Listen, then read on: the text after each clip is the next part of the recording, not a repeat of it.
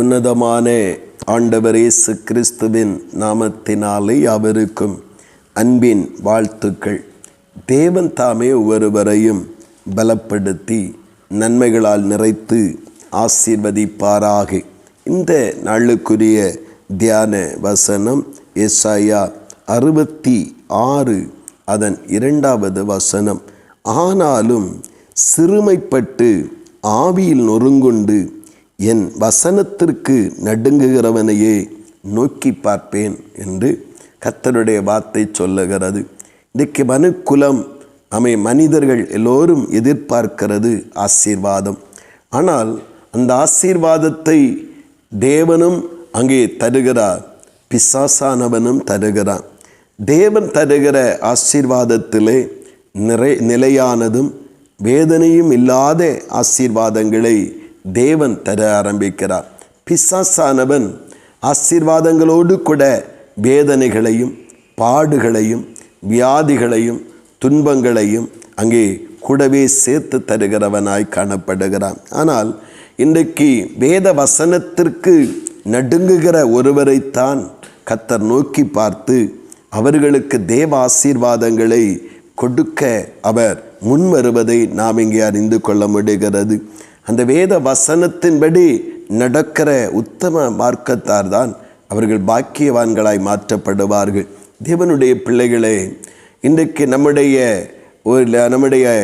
எண்ணங்கள் தேவனால் அல்லது ஆசீர்வதிக்கப்பட வேண்டும், நன்றாக சமாதானமாய் வாழ வேண்டும் என்கிற எண்ணங்களோடு கூட நாம் இருப்பது நல்லதுதான். ஆனால் அதை எந்த ஆசீர்வாதத்தால் நம்முடைய வாழ்வை நிரப்புகிறோம்? வேத வசனத்திற்கு கீழ்ப்படிந்து தேவனுடைய ஆசீர்வாதத்தினால் நம்மை நிரப்பிக் கொள்ளுகிறோமா? இல்லை உலக மாயைகளிலே சிக்கொண்டு பிசாசானவன் தருகிற அழிவின் வேதனையின் ஆசீர்வாதத்திற்கு நாம் இடம் கொடுத்து சிக்கிக் கொள்ளுகிறோமா என்பதை நாம் கவனிக்க வேண்டும். நாம் தேவனுடைய வேத வசனத்திற்கு செவிசாய்த்து அந்த தேவனுடைய வசனத்தினால் உண்டாகிற ஆசீர்வாதங்களை அடைவதற்கு நம்முடைய இருதயமும் வாழ்வும் நம்மை வாஞ்சிக்கும் என்றால் அது ஒருவேளை நினைத்த நேரத்தில் நினைத்தபடி கிடைக்காமல் இருக்கலாம். ஆனால் ஆண்டவருடைய சித்தத்தின்படி நிறைவாகவும் மகிமையாகவும் மேன்மையாகவும் நம்முடைய வாழ்வின் நிலைகளை மாற்றக்கூடியதுமான ஆசீர்வாதங்களை தேவன் தந்து நடத்துவார். பிரியமானவர்களே, நாம் இன்றைக்கு எதை தெரிந்து கொள்ள நாம் முற்படுகிறோம்? தேவன் தருகிற ஆசீர்வாத வசனத்திற்கு கீழ்ப்படிந்து நடந்து தேவனால் உண்டாகிற ஆசீர்வாதத்தை விரும்புகிறோமா?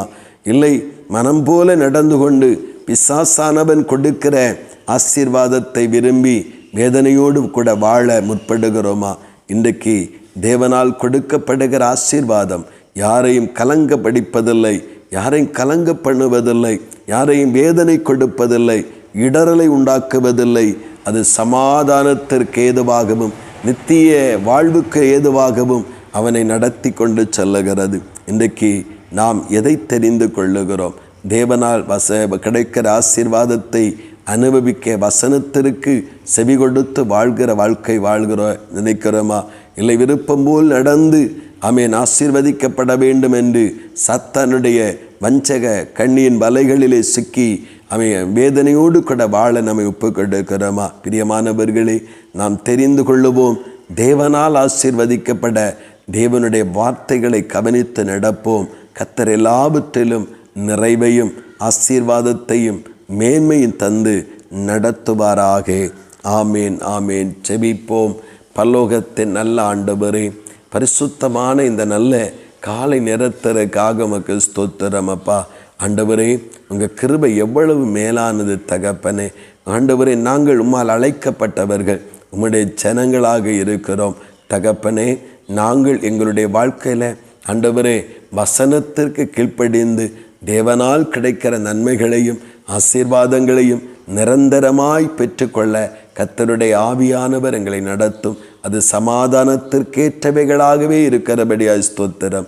ஒருபோதும் வசனத்திற்கு விரோதமாய் நடந்து பிசாசு கொடுக்கிற ஆசீர்வாதத்தை அடைந்து நாங்கள் மகிழ நினைக்காதபடி கர்த்தரை பற்றி கொண்டிருக்க கிருபை தாரும். வசனத்தை பற்றி கொண்டிருக்க கிருபையை தாரும். அப்படியே நீங்கள் செய்கிறபடியாய் ஸ்தோத்திரம், இறங்குகிறபடியாய் ஸ்தோத்திரம். இயேசு கிறிஸ்துவின் மூலம் செபிக்கிறோம் ஜீவனுள்ள நல்ல பிதாவே. ஆமேன், ஆமேன்.